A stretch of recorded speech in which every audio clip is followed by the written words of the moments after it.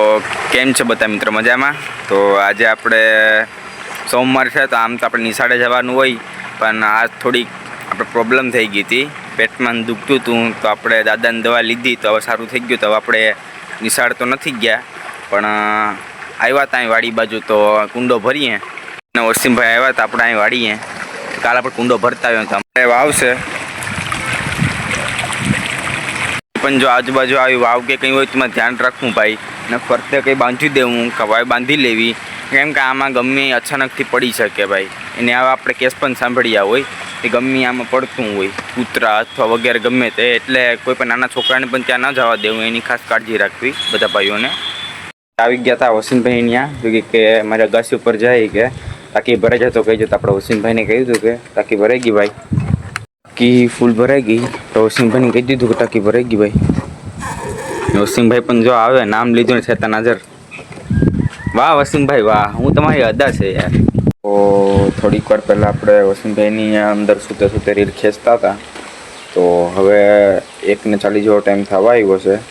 તો હવે આપણે થોડીક વાર આમ ઓલી બાજુ જઈ આવું, થોડુંક કામ છે તો, અને પછી જઈએ આપણે ઘરે જઈ આરામ બારામ કરીને પાછું 3 વાગે ઉઠવું પડશે, કેમ કે આજે લગભગ જવાનું છે આપણે અસ્પકભાઈને ત્યાં, કેમ કે ત્યાં પોલ્ટ્રી ફાર્મમાં બચ્ચા આવી ગયા, તો એની તમને વિઝિટ લેવડાવું.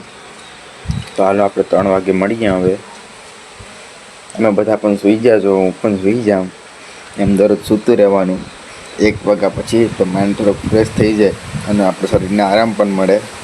હાલો આપણે મળીએ.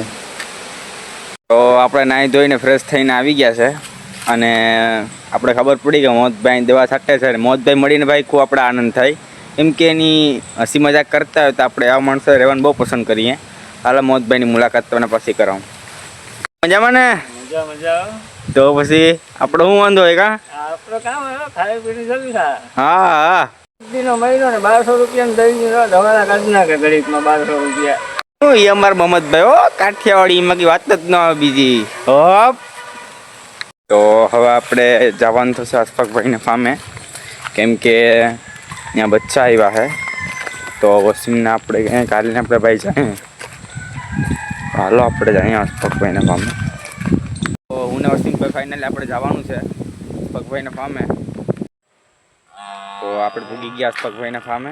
હાલો તમને ફાર્મ દેખાડો અંદર. કૂતરાને બીક અશફાકભાઈ અહીંયા આ દેગલ છે કડિયું. હાલ વસીમાં હવે આમાં અશફાકભાઈનું કામ જ છે, આમાં કે ખૂદતા છે. જો એને હા જલસા જ જો, પોતાનું ફાર્મ એટલે કંઈ ઉપાધિ જ નહીં અશફાકભાઈને. હું હાલે શેઠ, જલસા ને? હું હાલે મજામાં ને? બાકી 210 મીટર. તો આપણે આ કંઈક આવી રીતના અંદર આજે બચ્ચા આવ્યા છે, કંઈક આવી રીતના ભાઈ આ પાણીને રાખી કરે છે બચ્ચા માટે પીવા. ભાઈ આપણા ઓલું શું છે ખોરાક કહેવાય ને? ખોરાક કહેવાય. 1 નંબરનો. 1 નંબર. થોડુંક ઝીણું આવે, મોટું થાય પછી 2 નંબરનું આવે, સાવ મોટું થાય એટલે 3 નંબરનું આવે. તો આવી રીતના અશફાકભાઈ કીધું કંઈક એપ લગાવવામાં આવે છે આમાં. રાતના ચાલુ કરવામાં આવે ને? રાતના ચાલુ કરવામાં આવે. ના, રાત દિવસ તો એકલા ચાલુ રાખવું પડે, આવે એટલે 2-3 દિવસ. અશફાકભાઈએ કીધું એ પ્રમાણે આમાં 2-3 દિવસ ચાલુ રાખવા પડે, જેથી આને ગરમાળો મળે, બચ્ચામાં વાંધો ના આવે, મેન્ટેન રહે બધું. રેડી ને?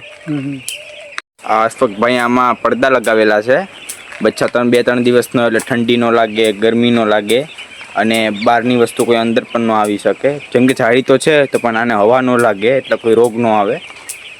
અશફાકભાઈની એક વસ્તુ ખાસ કહેવાની છે આજે.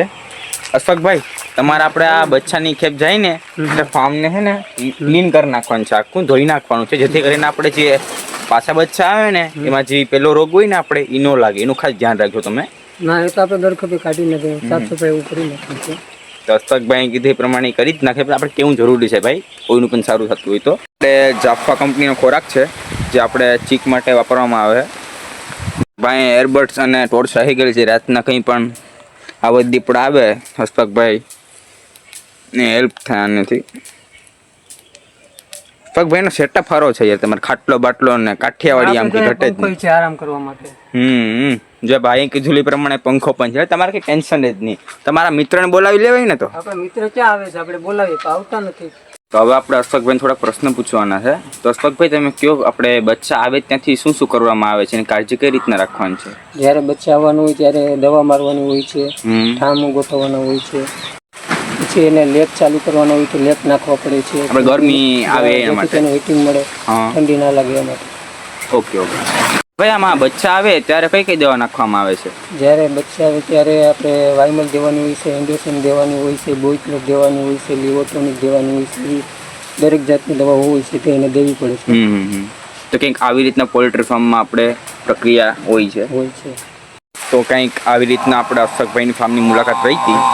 વરસાદ પણ ફૂલ માત્રામાં આવે, તમે જોઈ શકો. વરસાદ પણ ઘટતો નથી, તો પલળી જાય એટલે આપણે આવતા ટાઈમ બધી નાયડીની છે.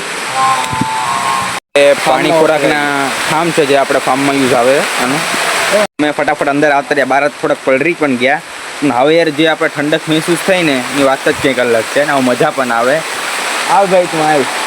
મેઘરાજાની ખરેખર એન્ટ્રી છે એટલે મજા જ આવી ગઈ, ઘટે જ. એક આપણા માટે એક સારી બાબત થઈ ગઈ. કાલે જ વાત કરી હતી આપણે કે યાર હવે તો આ વરસાદ આવી જાય તો સારું.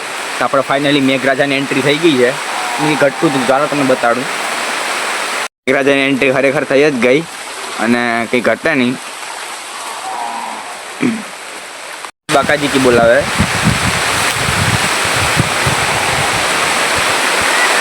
આવો નજારો છે ગામડામાં મસ્ત. ભાઈને ફાર્મને બધીમાં જઈ આવ્યા. તો હવે આપણે જવાનું છે ઘર બાજુ, થોડુંક એડિટનું કામ છે તો એ કરી લઈએ. જો તમને આવા જ વિડીયો જોવા ગમતા હોય તો વિડીયોને લાઇક કરો, શેર કરો અને ચેનલને સબસ્ક્રાઈબ કરવાનું ભૂલતા નહીં. તો મળીએ કાલના બ્લોગ.